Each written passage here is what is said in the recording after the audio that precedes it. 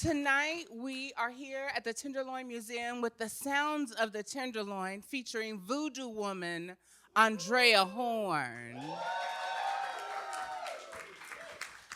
Tonight's event is in partnership with Alex and Katie from the Tenderloin Museum. This is our arts and culture and history event, talking about what it means to know our history, know our past, so we can shape our future. Tonight's event will be full of music, song, jazz, and history, and I'm looking forward to it. Give it up for Brianna. An honor to partner again with the Transgender District, especially during Transgender History Month. Excited that it's being celebrated and recognized at the state level here in California. Special thing, proud of that. And an honor to have Andrea Horne in the house to share some of her stories, her music, and her interests in research, because she's a historian herself. And as Brianna mentioned, this is part of an ongoing series the museum has been doing for almost 3 years now called Sounds of the Tenderloin. And it was originally funded by Hardly Strictly Bluegrass as we were coming out of the pandemic to kind of get musicians back to work, activate some venues, make live music happen in the Tenderloin and venues, but also out on the street. And then it's continued into this year, and we'll continue into next thanks to the state of California. I should say this correctly here. The current season is funded by the Specified General Fund for the Museum Grant Program under the California Cultural Historical Endowment. Thank you so much, Cultural Historical Endowment. So honored to be here. Hope everyone got some food and some drink. We're going to go ahead and get started, and would like to have Rochelle Scales kick it off on the piano as we await the talent.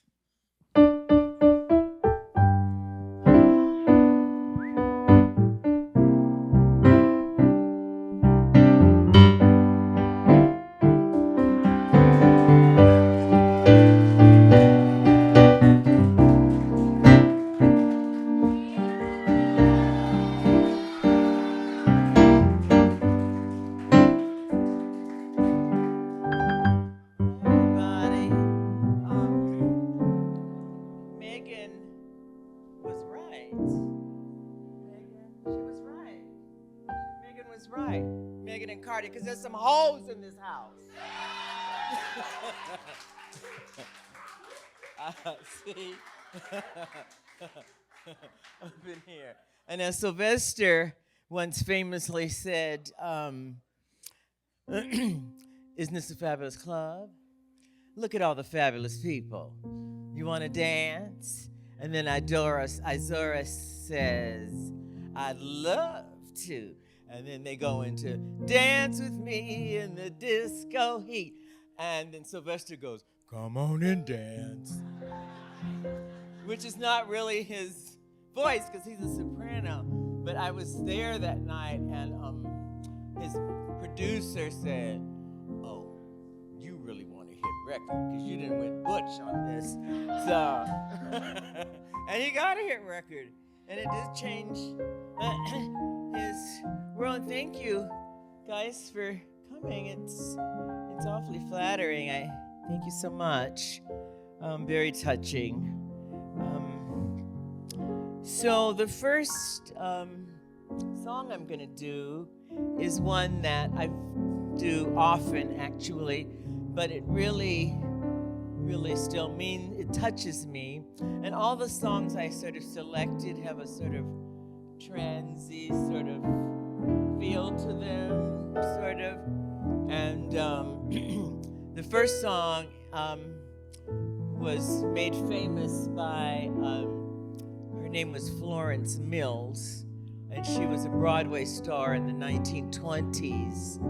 And she would sing this song, and her act was,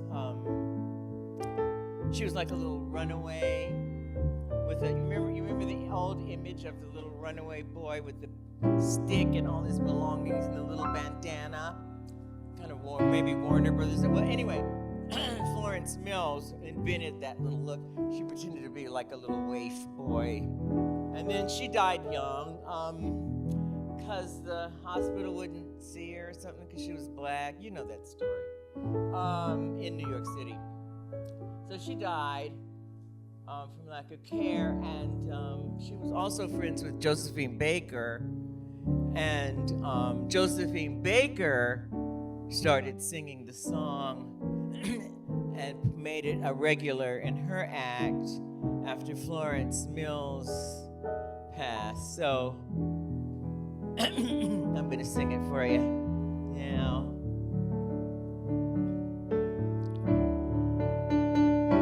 Rochelle Scales.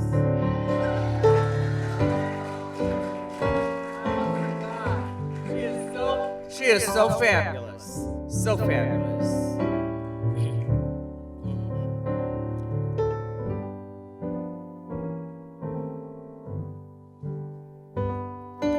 I'm a little blackbird looking for a bluebird too. And you know, little blackbirds get a little lonesome too and blue. I've been all over from east to west, looking for someone to feather my nest. Why can't I find one the same as you do? The answer must be that I have been hoodooed. I'm a little jazz bow, and I'm looking for my rainbow too. And I'm building fairy castles, just like all the white folks do. It's true. For love I'm dying, my heart is sighing. A wise old owl said, just keep on trying. I'm a little blackbird, and I'm looking for my bluebird too.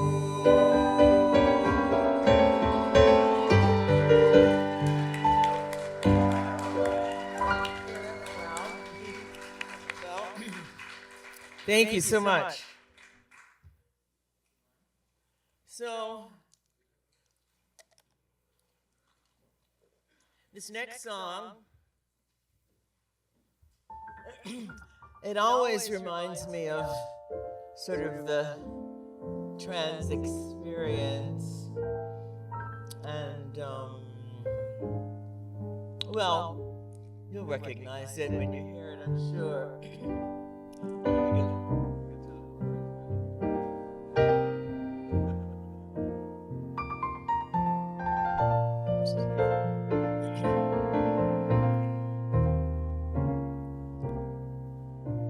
It's not easy being green,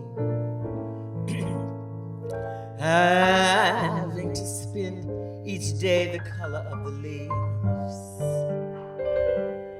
when it might be nicer being red, yellow, or gold, or something much more colorful than that. It's not that easy being green. It seems you blend in with so many ordinary things. People tend to pass you by, 'cause you're not standing out like sparkles in the water or stars in the sky. But green is the color of spring, and green and friendly like, and green can be tall as a mountain, important like a river, or tall like a tree.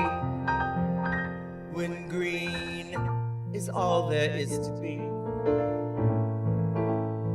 it can make you wonder why, but why wonder why I'm green? and it'll do fine. And I think that's what I want to be. Great.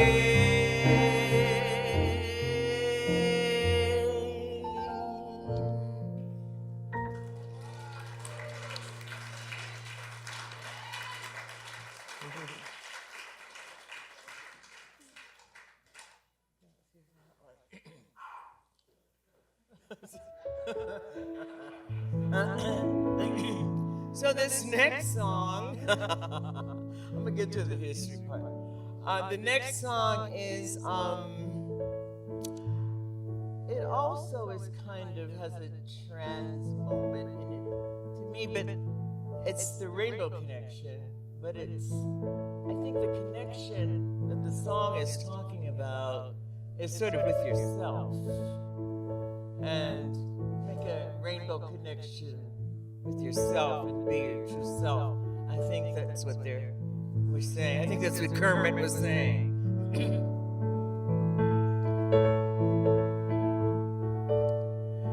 Why are there so many songs about rainbows? And what's on the other side? Rainbows are visions, they're merely illusions. And rainbows have nothing to hide. So we've been told, and some choose to believe it, but I know they're wrong. Wait and see. But someday we'll find it. The rainbow connection for lovers and dreamers like me.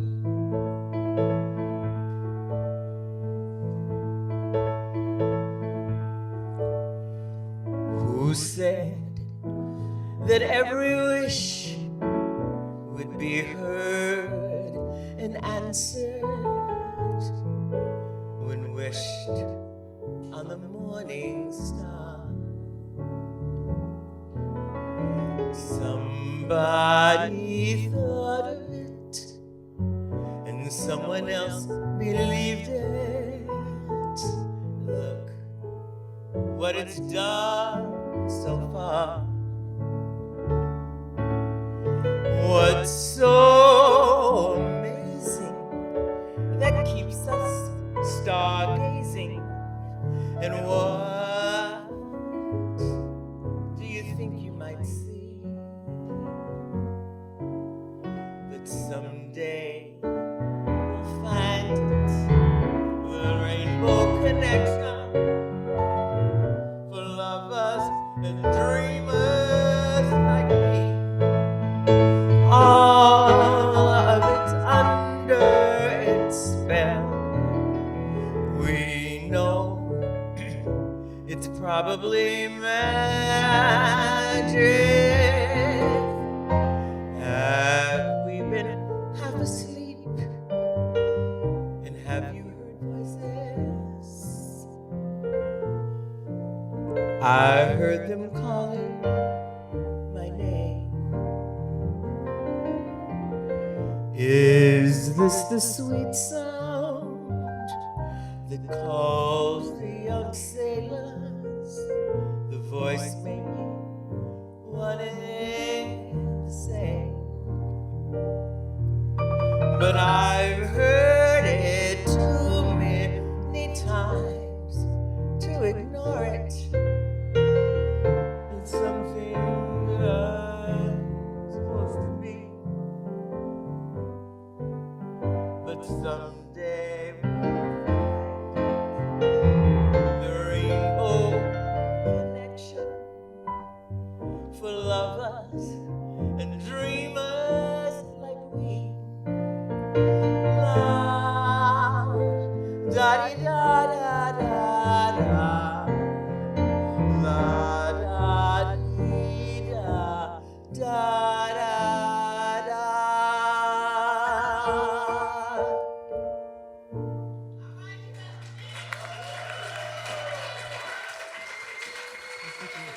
Thank you. Thank you. What's next? Oh, is it? Okay. You know, I go through life. I said to myself when I was years ago, decades ago, really, I said, I'm just going to be kind to everyone I meet. And that's sort of been my motto. You know, I said it out loud, and now I'm living it. But sometimes, do we do the front? We're doing the front, or we're just starting at 9-1 baby? Okay. From the top.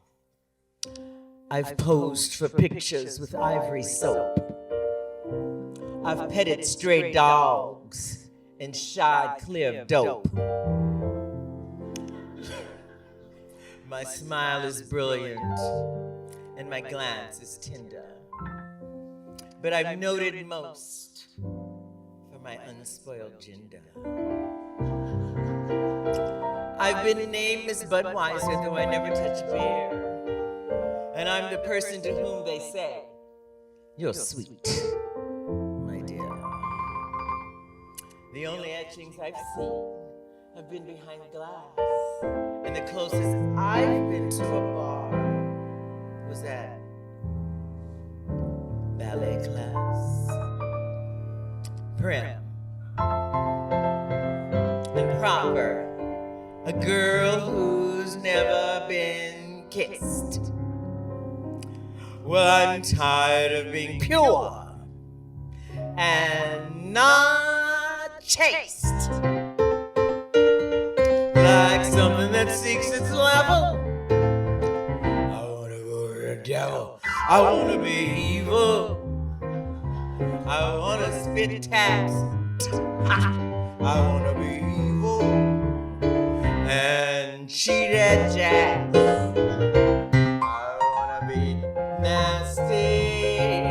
I wanna be cruel. I wanna be daring. I wanna shoot pool. I wanna wake up in the morning with that dark brown taste. I wanna see a little dissipation in my face. I wanna be evil and trump an ace. Just to see my partner's face. I wanna be nasty. I wanna be cruel. I wanna be daring. I wanna shoot. And in the theater, excuse me, I want to change my seat. Just so I can step on everybody's feet. I wanna be evil. I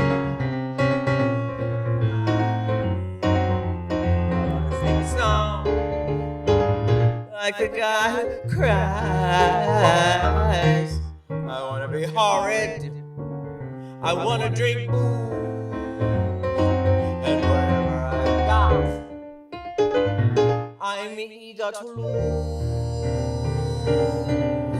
I wanna be evil, little evil me, just as mean and evil as I can be.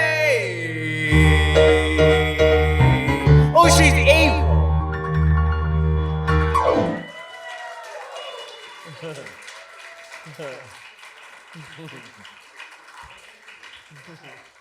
We got kind of out of order. I guess we're doing whatever little ones next. Okay. So this next one is just kind of fun to sing, but it kind of reminds me of black trans women who, more often than not, usually get what they want.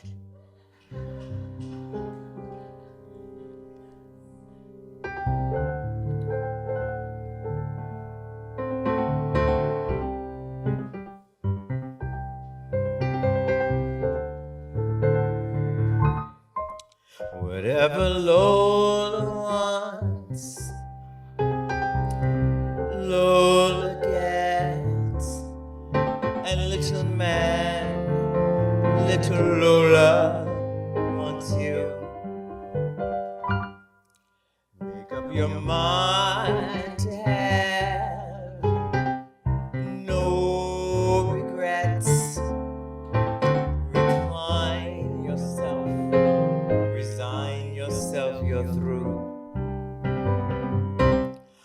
I always get what I aim for, and your heart and soul is what I came for.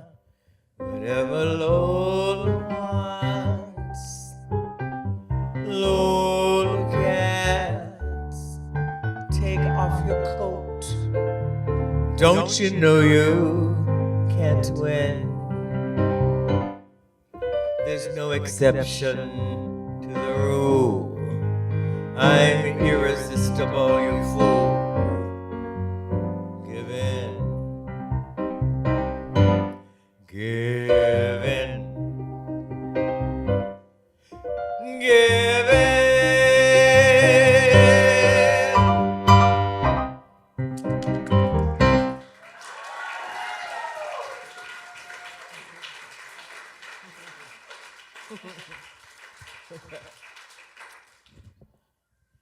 You know, trans people, like, therapy is part of our story and our journey. Excuse me. Often. And I wanted to tell you about my kind of first therapy experience. I was 13, and my therapist, she was a psychiatrist. And as a matter of fact, she was the first or the third black woman that had graduated from Harvard Medical School in psychiatry. And she was my mother's sorority sister. So, you know, my mother was like totally into this. And so my parents owned a small chain of beauty supply stores. And so I had to carry a box of wigs and hair conditioner and stuff in to pay for my therapy. I always felt cheated. But as an adult, I see it's really practical. But as a child, I was like, here's your wig. But anyway, she was crazy. And I tried to tell my mother that she was crazy, but my mother didn't believe me because she thought I was just trying to get out of it. And I'm like, no, she's seriously crazy. And so she would say, we'd be having the sessions, and then she'd be rocking back and forth, saying, have you seen my husband? I'm like, no. But the funny part is, 10 years later, I did run into her husband, and he did hit on me.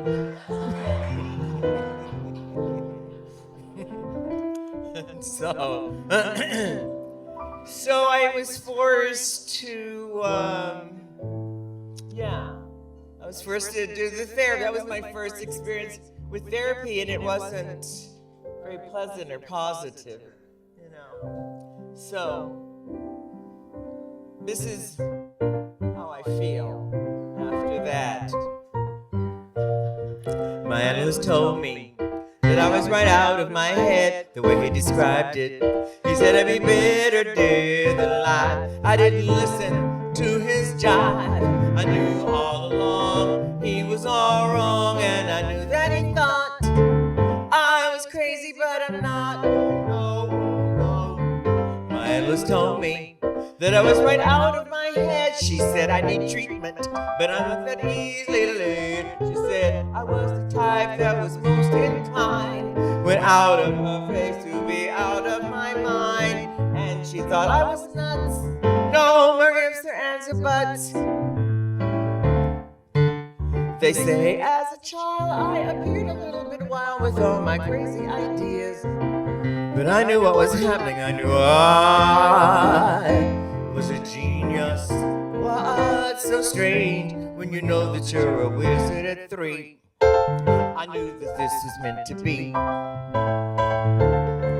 I heard little children were supposed to sleep tight. That's why I drank a fifth of vodka one night. My parents got panicked, didn't know what to do. But I saw some crazy things before I came through. Now, do you think I was crazy? I may have been only 3, but I was swinging. They laughed at Adrian Bell. They laughed at Edison, also Einstein. So why should I feel sorry if they just couldn't understand the idiomatic logic that went on in my head? I had a brain, it was insane. Oh, they used to laugh at me when I refused to ride on those double-decker buses because no one's the driver on the top. The driver on the top, the chick is twisted.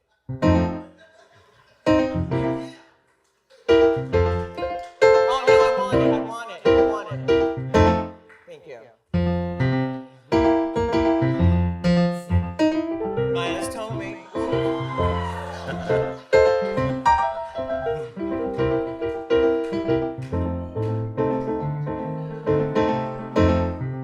And to prove that I'll have the last laugh on you.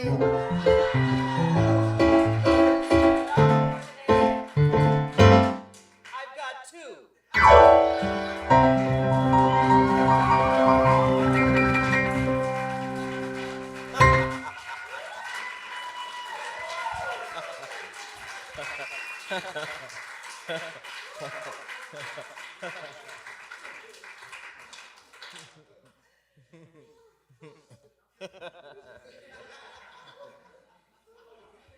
Okay, thank you so much. So this is a cute little song. The next one, it's also about insanity, I guess, or, you know, what they call us. You know, when I was a teenager, my mother, I just said my parents had a small chain of beauty supplies stores, which they did, but my mother was also a doctor, and she was a therapist, and so she wasn't practicing because she was too evil, but she did have access to the county mental homes and things like that. And she would take me there at 3 in the morning when I was 13, 14, and lock me in with the crazy people.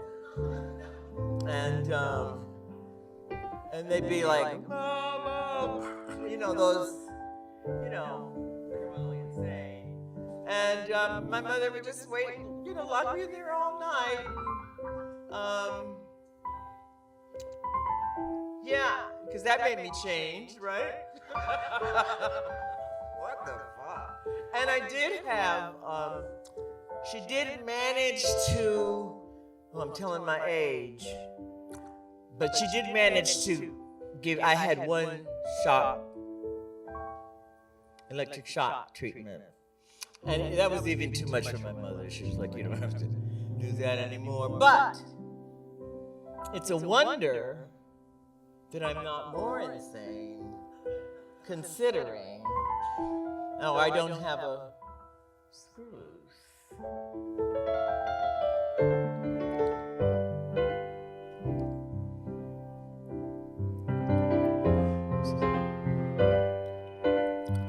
Screw loose. That's what they say I've got. Or maybe they say I'm not playing with a full deck. But hey, what the heck can I do? 'Cause baby, I got a screw loose for you. Bonkers. That's what they're calling me. Not metaphorically, they mean truly insane. But they can't hear the voices in my brain giving orders to keep loving you. Eccentric, erratic, toys in the belfry, bags in the attic, but I just don't see the harm of carving your name in my arm.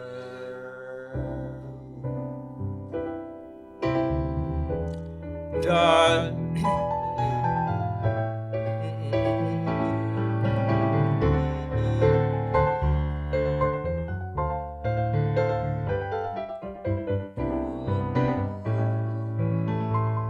Baby, I got a screw loose for you. Darling, it's so hard to be 60 and schizo. But I've made up my mind. I've made up my mind, which I've lost, and I'm paying the cost. Screw loose. Clinically certified. A panel of doctors tried to lock me away until the day that they finally do.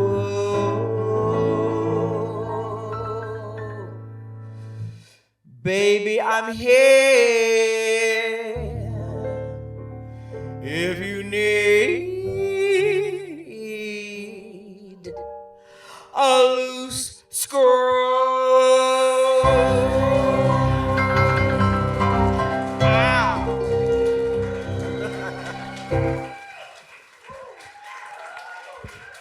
And now for the sponsors of this show, Trans History.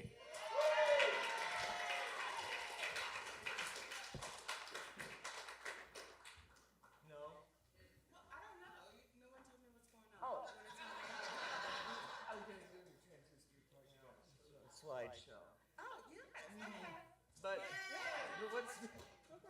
I didn't even notice this wasn't.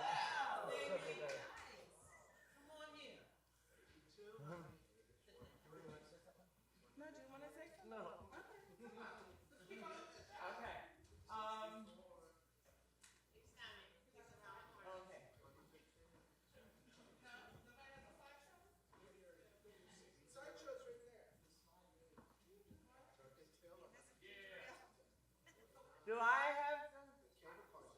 You have it?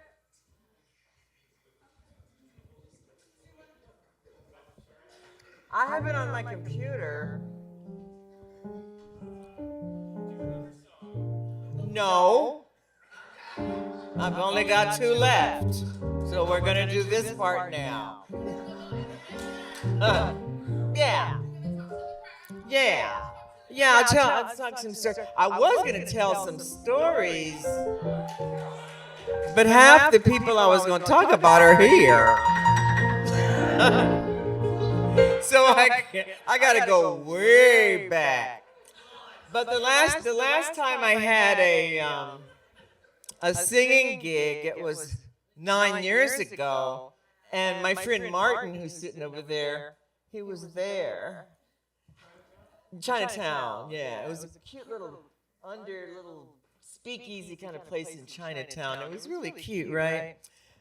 Martin and I have been friends for at least 40 years, if not longer. But do you know how we really met? Do you know that story? I don't think you do.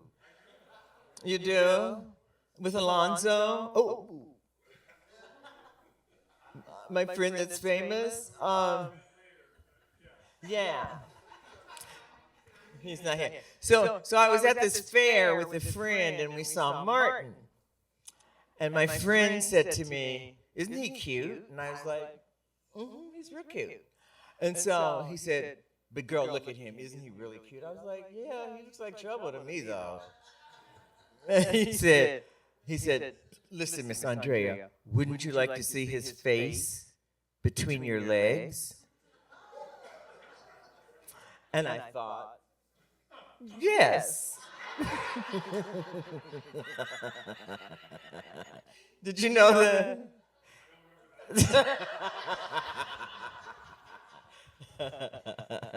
So what's happening. Oh, I just want to say that this is an incredible evening, and it's really very special. And this is something that we should really cherish because we're lucky and we're blessed to be able to have an event like this. Because I always say when I was growing up, you know, I spent my teenage years running from the police in 5-inch heels, you know, and so I always knew that there'd be a black president one day, and I even knew there'd be a woman president one day, but I never thought there'd be like a venue where trans people were getting help and loved up.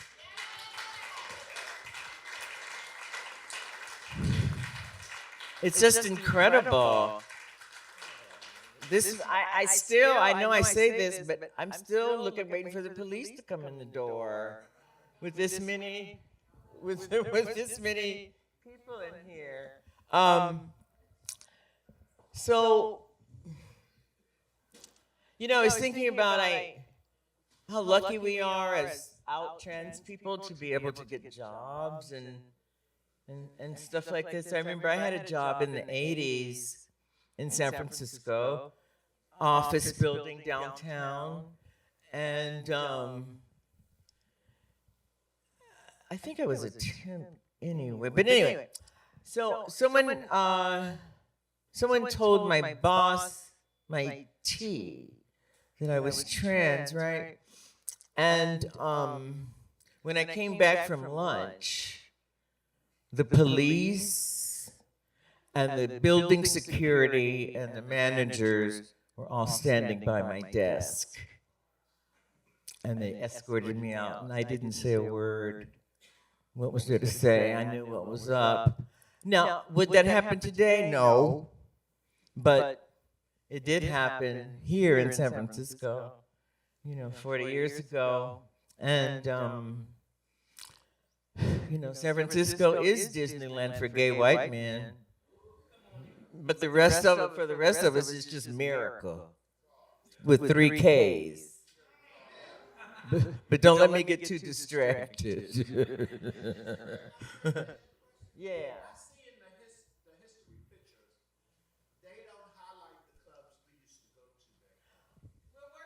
Yeah. We're working on it. Okay, because that's an intricate part of the culture. Right, we only had clubs. We're working on it. The Roadrunner, we got you. Black Road. We got you. We're working on it. Peter Pan. Yes. Bungalow. I just asked you for a minute. I swear I'm working on it, Mr. Cooper. Just give me a minute. I need a minute. I get 2 years. This ain't even 1 yet. I'm working on it.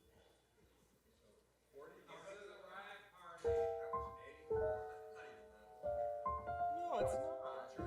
In terms of world history, it certainly is not.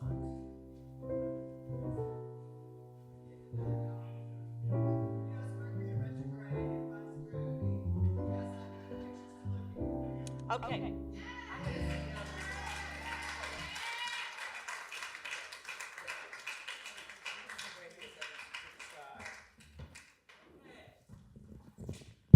And now a word from our sponsor. Because this is Trans History Month, right? And it's who would have thunk it?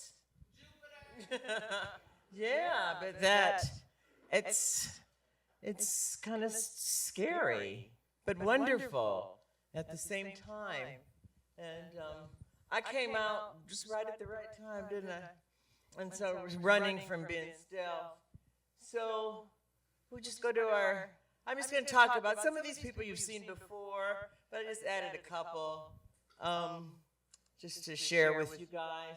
So we'll go to the next slide. You guys know Mother George on the left there, and Mrs. Nash.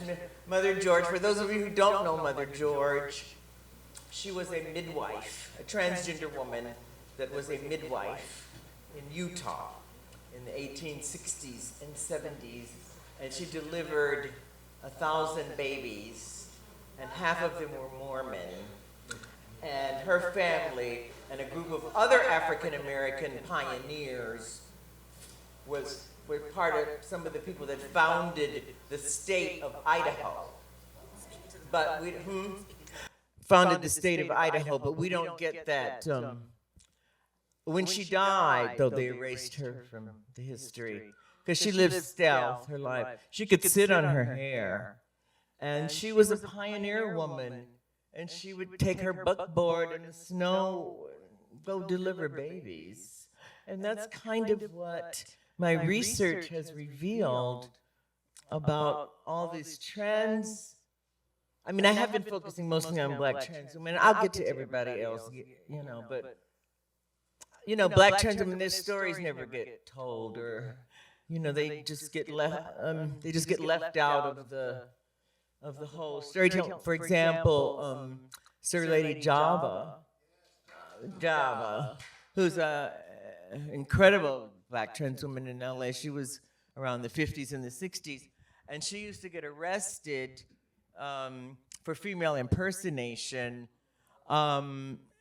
so many times that it was affecting her livelihood, and so she sued the state of California and the city of Los Angeles to make drag laws, to make drag legal, to make it not a crime. That is so incredibly important. Because in the old days, the police could come in here and take us out of there. But now that law has changed because of people like Sir Lady Java, who fought in the courts for years. And when they finally did win the case and the law was taken off the books that drag was illegal, they put a white trans woman's picture in the paper. But, like I just said 5 minutes ago, this is America. It's still America. So I'm sure they didn't mean to leave her out, but it just always kind of happens that way. Oh, we didn't mean to leave you out. It just be like, yeah, America with 3 Ks. Mm-hmm. And this is Mrs. Nash. And I've talked about her before. Some of you have seen her before. But I think she's just a fascinating person. She was famous for her tamales. And she was a laundress paid by the federal government. And she was a laundress to General George Custer. And she followed him around for years doing his laundry, his 2 brothers, and his family. And I think she's probably having him. But the girls and men. So Mrs. Nash, she had 3 husbands. And 2 of her husbands, she was a moneymaker. And 2 of her husbands ran off with their money. But her last husband, Mr. Nash, he was really, really good to her, and he really loved her. And they were out at Fort something in Dakota, where Custer was, out there in Indian Territory. They were out there, and Mrs. Nash got appendicitis, and she died, and she told the people in the fort, if I die, just bury me right away. Don't be washing me. Don't change me. Don't do anything. And they didn't. They washed, they got the tea. And then, so her husband, who didn't know that everyone knew the tea, when he came back from doing, exercises, what Army people do, exercises and stuff, and all the other people in the base were clowning him, like saying, oh, did you and Mrs. Nash ever plan on having children?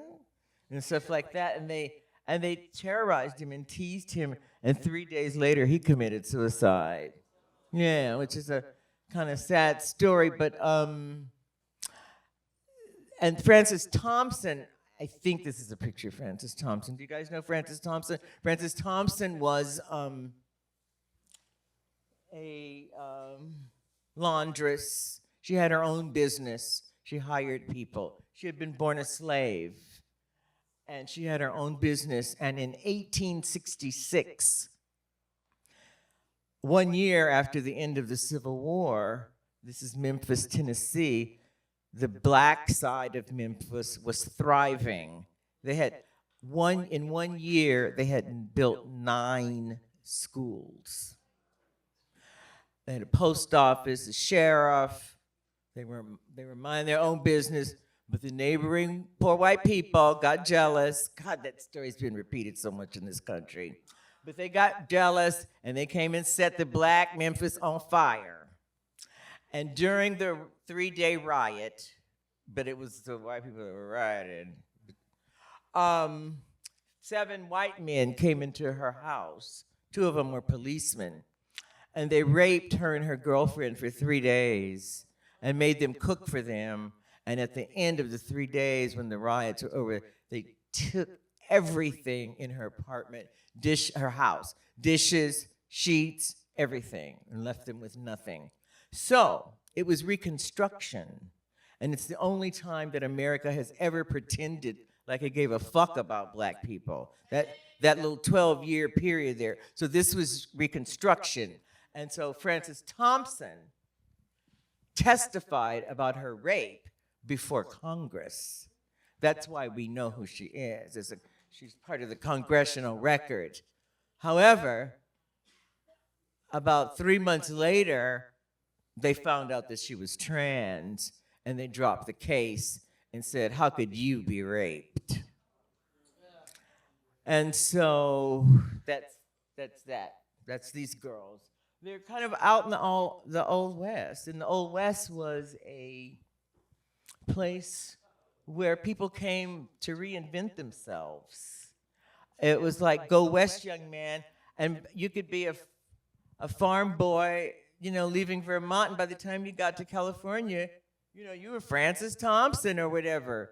And that's what happened. There were, in the Old West, there were lots of notable black trans women and white trans men, which I find really fascinating statistically and geographically and all that kind of stuff. It's fascinating. So let's move on to our next slide. This is Nell Pickerel, a.k.a. Harry Allen. Fighter, bootlegger, and bad man is Miss Pickerel, for love of whom 3 women have killed themselves. This is all this is happening out in the West. Fabulous, right? We should all know, we should know this. We should already know this, but we don't. But we do have history. And they try to tell us as trans people we don't have history. But we're ensconced in the world just like everybody else. But this modernist Christianity this modernist version of Christianity has left us all fucked with no grace. So so that's Harry Allen. Cute, right? He was cute, right? Mm-hmm. He was like a cowboy. I just love it. I just think it's so cute. And so we'll go on to some more people out in the West. Oh, that's Stagecoach Mary. That Stagecoach Mary, I would tend to say that she had pants on under that skirt. I can see them. And I would say she was on the transmasculine spectrum. Hell yeah. And nobody fucked with Stagecoach Mary. Not the robbers, not the sheriffs. Nobody. She rode for the Pony Express, and she always got her mail through. Stagecoach Mary. I think they recently did a film about her, but I think Whoopi Goldberg, maybe. But I mean, I don't know if Whoopi Goldberg's butch enough. But so that's Regina King. Okay. Yes, see, I had heard about it. So that's Stagecoach Mary, and she just went out and lived her life, with a shotgun. Yeah, Shotgun Mary. Stagecoach Mary. Next slide, please. And I just wanted to show, still out in the out west, there are these indigenous folks, trans as fuck, and Miss Weewa, Miss Weewa. Miss Weewa was a famous, she was Hopi, right? Zuni. She was fat. And so she was, the native folks loved Miss Weewa. And Weewa went to the White House as a representative of Native Americans. And the other Native Americans that went with her, they weren't bothered at all by her transness. In fact, they loved her for it. That's why I talk about this modernist version of Christianity that has us all screwed up. And so, I don't know anything about them, but it's just fascinating to me to just study and think what they were thinking and what were they doing and how did they make that coat? Did they make those moccasins? But they were clearly in love. We just get this one-dimensional view of Native Americans. And so I just wanted to show Weewa and some Two-Spirit lovers who are also out in the West with Mrs. Nash and them all out in the West. So this was going on in the 1800s. Next slide, please. So we all know Lucy Hicks Anderson. She's one of my favorites. She was a bad bitch. She is so to be admired. She transitioned when she was 3 in 1890. I think she was born in circa 1890. And she went to her family at 3 years old and she said, "My name is Lucy. Don't call me Tobias." And they were like, "No, your name is..." "No, don't call me." She was emphatic. And so her mother brought her to the doctor. And 2 different doctors said in 1890-ish, just let her do it. She'll outgrow it. Clearly she didn't. But that's what they said. And that her family just allowed her to just be herself, which is really remarkable, right? For the 1890s. But why I adore her so much is because she was a bootlegger, a madam, and a French-trained chef. And she, this is them taking her to jail after it was revealed that she was trans and that her marriage was deemed invalid and that she had committed perjury by saying that she was a natural woman and that's why she got married. But she stood up to the court and she said, "I dare you to prove I'm not a woman." And they didn't mess with her. This is in Oxnard, California, which is kind of halfway between Santa Monica and Santa Barbara on the coast there. But she was good friends with Sally Stanford. Y'all know her. She was a madam in San Francisco. But I just think this picture just fascinates me. It's just so civilized. I think they asked her, "Can we take a picture with you? Can we take a picture with you, Miss Lucy?" And she was adored. She was a socialite. That's what it says in Wikipedia. That she was a socialite, and these rich white women of the wives of movie stars and movie executives, they accepted her and they loved her and they lived for her, and she helped them with birthdays and weddings, and she could sew, and she was the fashion consultant of the area, and she dressed girls for prom, and she did their hair. This is on top of her other businesses too. She had several income streams. And she's wearing a Lily Ann suit. I don't know if you guys know. Lily Ann was a brand in the 40s and 50s that sort of made sort of tailored gabardine women's suits. And so she's wearing them. And so her hat being sitting straight up and down, straight up like that, it means she's serious. And when you cock it to the side, it means you're a little, nonchalant. But she's like serious. And she's got on the matching gloves, matching shoes with the veil pulled down. She was so incredibly chic. And her court trial went on, and people showed up just to see what she was wearing. And she didn't disappoint her public.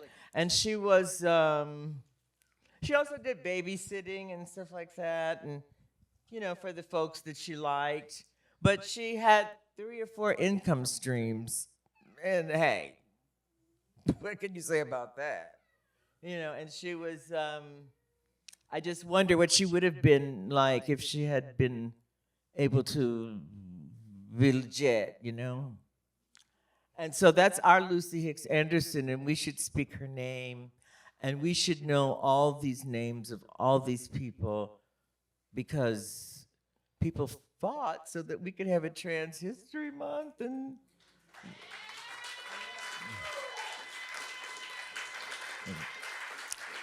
so we should know who our people are. We should be telling other people, oh, you don't know about Lucy Hicks Anderson? We should be doing that, because they want to box us and limit us. And that's not who we are. We're spiritual creatures.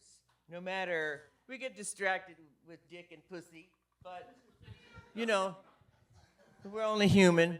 But,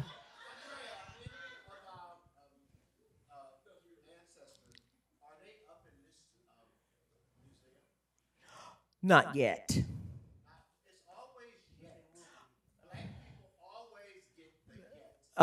Miss Cooper, we're not gonna do that up in here.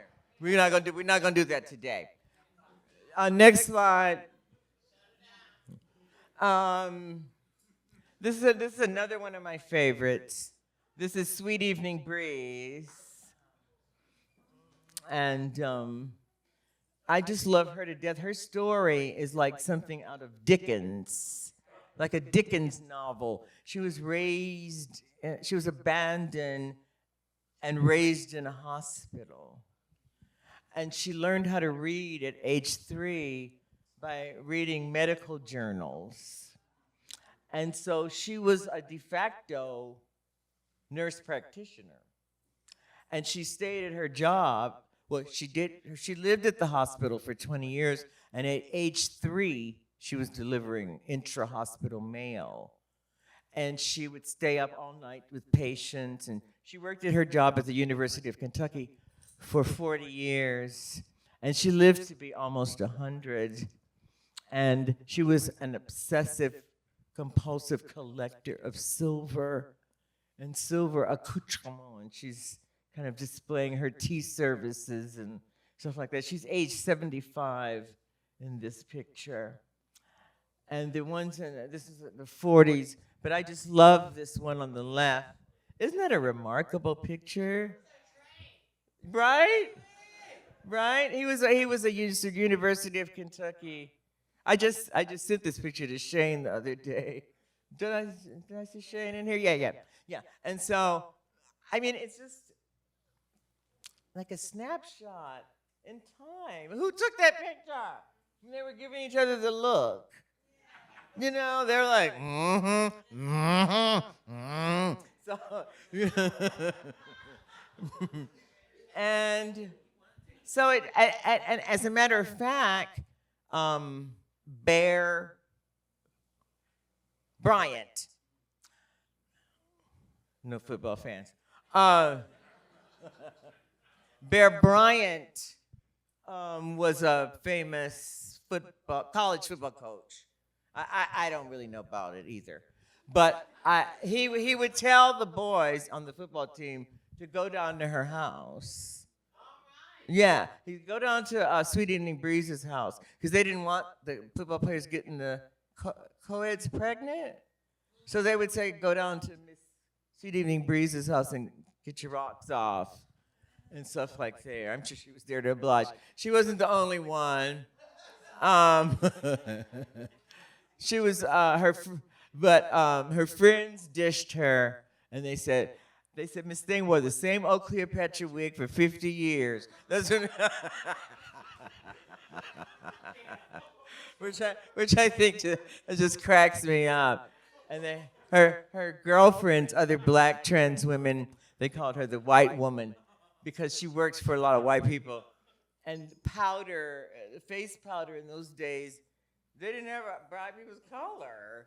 And so she would use this pale face powder. And so that's why her friends teasingly called her the white woman. But she was, huh? There was no fashion fair. No fashion fair. But the picture on the left, I just kind of stare at it. Sometimes it's like, yeah, he's like, yeah. And he's cute as pie. And she's just, yeah, I just love this picture. And so on the book that I'm working on, I'm just going to highlight 3 women for the first phase. And Sweet Evening Breeze is one of them. But she also fought. You should hear what people say about her. Fabulous. People from the town, Lexington, Kentucky, where she grew up, everybody loved her. Very few people did not like her. One police didn't like her. Oh, so in the 1920s, she did this, they called it the dance of the bango bongos. And she was in a basket that was raised to the ceiling, like a giant Easter basket. And it slowly lowered from the ceiling. And then she got out, and the reporter that wrote about it said she was scantily clad in feminine pink ruffles. So she was turning the children out. And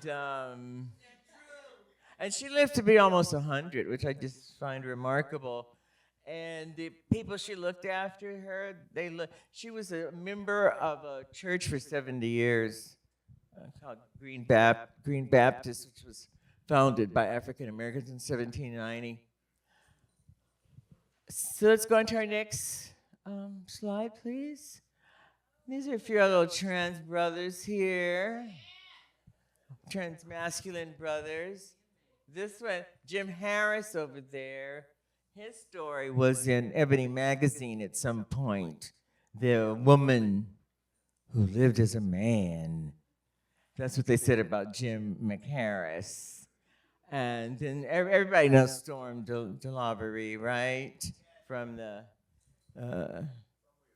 Powerpuff Review. He was at Stonewall. Yeah, he was at Stonewall. He's the first one that got hit at Stonewall. As a matter of fact, he might have evoked the riot. The police hit him in the head, and he was standing by a bunch of queens. And he said, "Isn't anybody going to do something?" And then a brick flew by. And then that was it. And then it was on and popping. Sucker. And then Ralph Carwenio, he was a trans man. Nice looking. He lived as a man. He lived as man and wife and his, for a long time. But then he got another girlfriend, and his wife of 10 years went and ratted him out to the police. And so then they did come to arrest him for cross-dressing. But Sweet Evening Breeze, in the slide before, I forgot to say that one. She fought in the courts also. In 1961, she was in court for being in drag. Most police left her alone, but there was a couple that didn't. And they took her in, they hauled her in. She was with her drag daughter. And while they were in jail overnight, they did a strip number for the police. And the police gave them tips. And then they did, and when Sweet Evening Breeze got to court, she said to the judge, why is it okay for her to wear makeup, pointing to a very heavily made up woman in the courtroom, and not me? And the judge said, you know, you're right. Why shouldn't you? And boom, with the gavel like that, he changed the law. But it never would have happened if she hadn't done that. So from the East Coast and the West Coast, black trans women were fighting for everyone's liberation. Because no one would be sissying down the street, honey, wearing hot pants and heels if it hadn't been for people like her. You all just need to recognize and remember who we are. As Miss Major says, y'all better know who the fuck we are. Yes, ma'am. So, next slide. Oh, and I put these out. This is side of my family, but they have significance. This is the one on the left there, on the right. That's my drag mother. Her name is Duchess. But the other one, the other three pictures are of my drag auntie, kind of her best friend, and her name is Eva Aubrey. And that's her young, and then that's her. You know, she's 82, I think now. And so she's very significant because, but no one knows her story.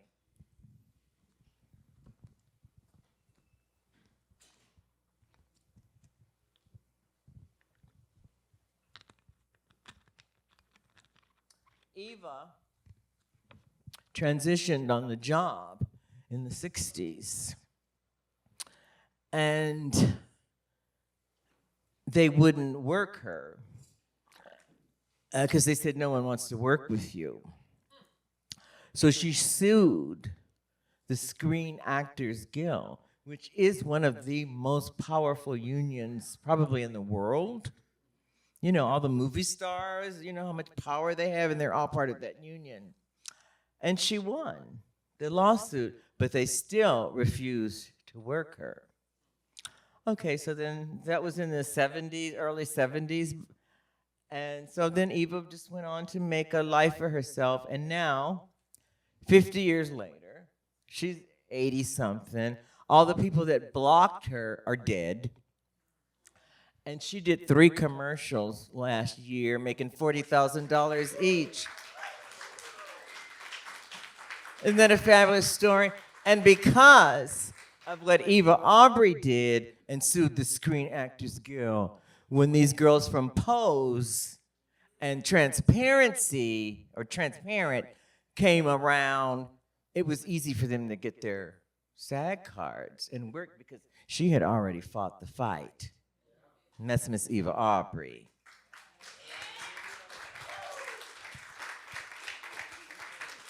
There's so many of us that go unrecognized, and we just need to change that. I can't remember. Duchess was there. I can't remember if Eva was there. I can't remember. Next slide, please. And this is Aja Wilson. She's a trans woman that was a movie star. She made 50 movies in Europe in the 70s and 80s, and nobody knows who she is. Which I just find remarkable that nobody, like her tea, like never, you know how the press loves to out trans women, and they left her alone. I just find that so remarkable. Her life needs to be excavated to find that she died in a car accident in Rome in 1985. But she was born in 1950 in New York, and she went to Europe to try to be a model, and she got cast in movies. And some of her movies are on, on Amazon. Yeah, some of her movies are on Amazon. Aja Wilson. So we should just know who she is. I mean, she's a pioneer. I mean, she was a movie star, and when she died, the director, his last name is Allred. When she died and her tea was out, although she was they were suspect about her tea before, but he said, what do you think about Ajita Wilson? She's a transsexual. And he said, she was a fabulous actress. She showed up on time. She knew her lines. She was kind to everybody. The rest is unimportant. And I just think that's a beautiful... I just think, and she's our sister, and she was just out there. I think, is this the last slide? I think. Yeah.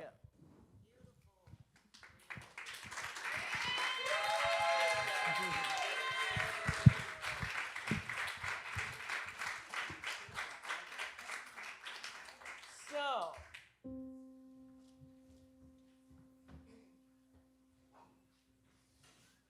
come back to the singing part.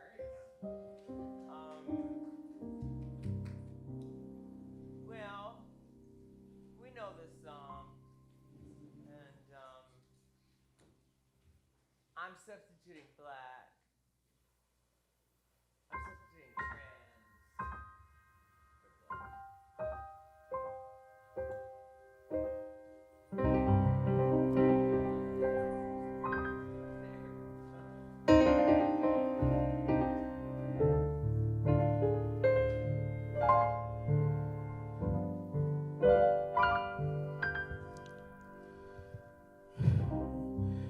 Southern trees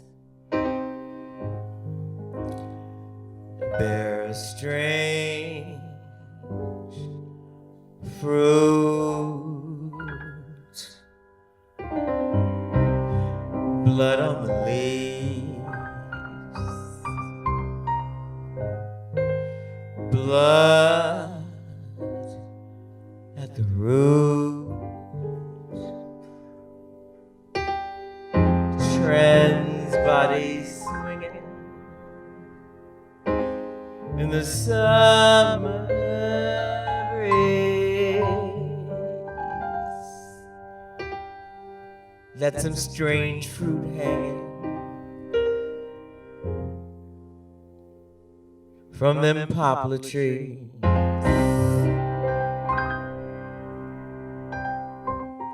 Pastoral scene of the gallant South, with the bulging eyes and the twisted mouth, scent of magnolia, sweet and fresh. Then the sudden smell of burning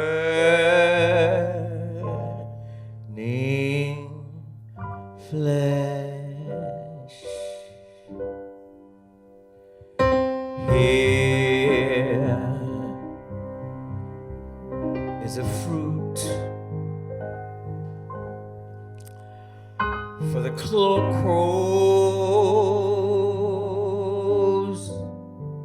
to pluck, for the rain to gather, for the sun to rise.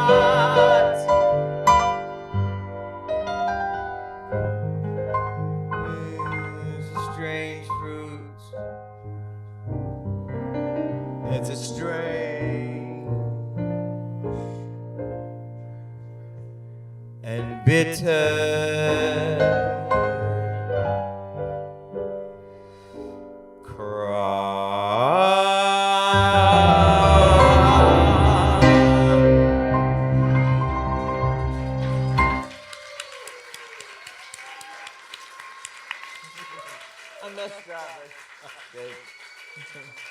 Oh, thank you. I didn't think I did that good. Oh, okay. All right, so we're gonna do a number. So this song, I wrote this song long time ago with some friends, and we're in West Hollywood, and we would after I was in my early 20s, and we would go to this club called the Candy Store, which was a private club for movie stars, and we had a little job there as just for being cute and young, and we made $35 a night and 2 free drinks, and we started this show. We started the dancing off because the celebrities were all self-conscious, and so we kind of started party. It was the cocaine days, so. But I do remember that I did slow dance with Alain Delon. I don't know if anybody knows who that is, but you can Google him. Yeah, he was flying, and I just melted in his arms. He was incredible. And I saw OJ there too. Yuck. But not because of what the killing and all that. He was an asshole way before then. Please, honey. So, this is the little song I wrote I'd like to share with you.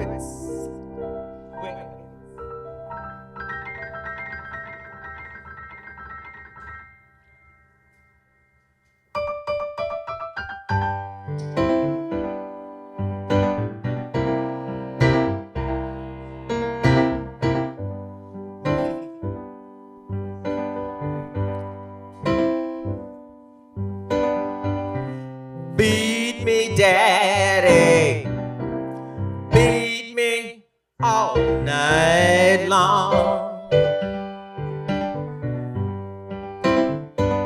I want you to beat me, daddy, and beat me all night long.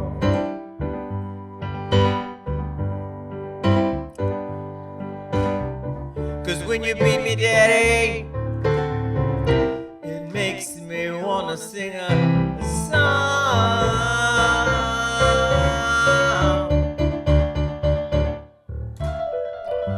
Beat me, daddy, beat me in the afternoon. Yes, I am. I want you to beat me, daddy, beat me in the afternoon. I'm so glad it's 11:30, 'cause that means the afternoon is coming also soon.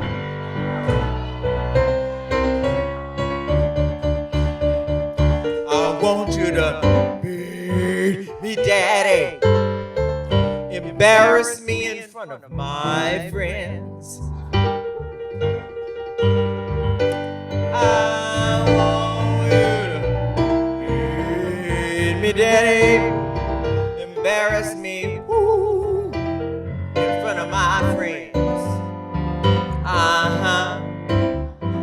'Cause when you pull my wig off, Lord knows I look like sin.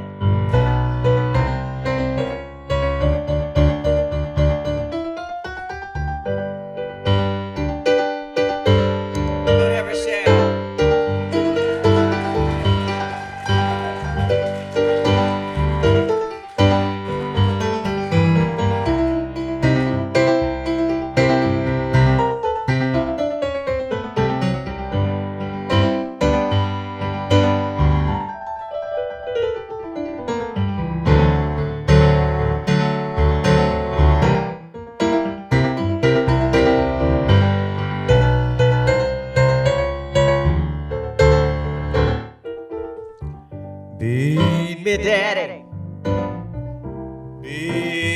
throw my dog against the wall. She's little.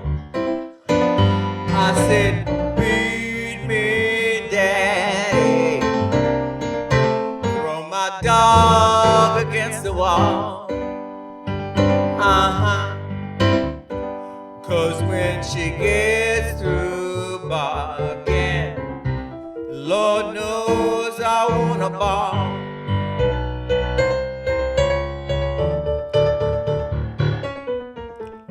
I'm going back to my mama's house, and you can't go. I'ma change my PIN number and throw your brown ass out the door, beat me, daddy. 'Cause I haven't been good. Let's get to the end. I want you to take that cat of nine tails and beat me like you should. Okay, let's keep going. Beat me, 'cause I haven't been good. I want you to beat me, daddy, and do something real mean. The white folks won't mind, 'cause they like their niggas lean.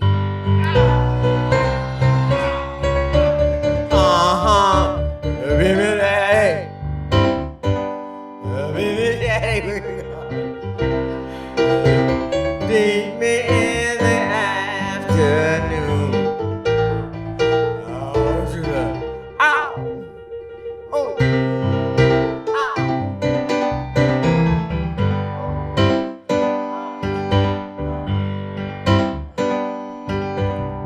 The white folks won't mind, 'cause they like their niggas lean.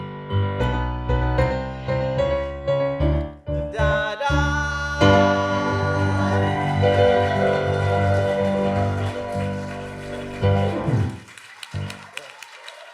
That's it. That's it. Oh, thank you. Thank you.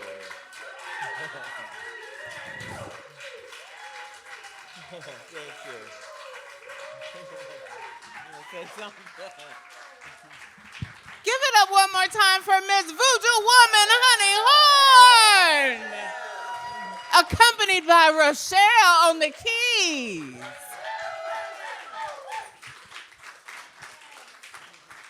So, as we wrap up this evening, I just want to say Happy Transgender History Month. This is also Leo season, so please join me in singing happy birthday for the famous, fabulous Andrea Horne. Oh, Virgo. I'm sorry, it's Virgo. My bad. Okay. So, who wants to start? Do you want to sing? You want to sing happy birthday? Happy birthday to you. Happy birthday to you. Happy birthday, dear Andrea. Happy birthday to you. We really love you. Thank you.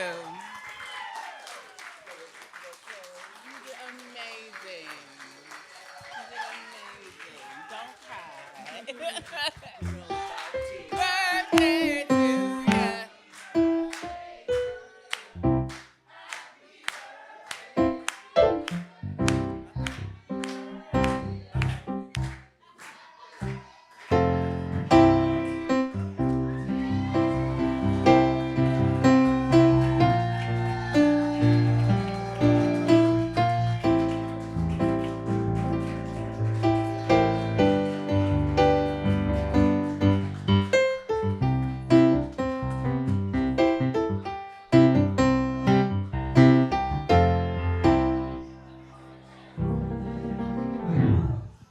Thank you all so much for coming. Give it up for Andrea Horne. Woo! Rochelle Scales, I'd love to thank Brianna and the entire Transgender District. Would also like to shout out Monty, Jade, Kay, D, and my therapist for the past month, May. And if you enjoyed tonight, please stay in touch, come back. We do programs most Thursday evenings. Take a survey on the way out. Thank you all so much for being here.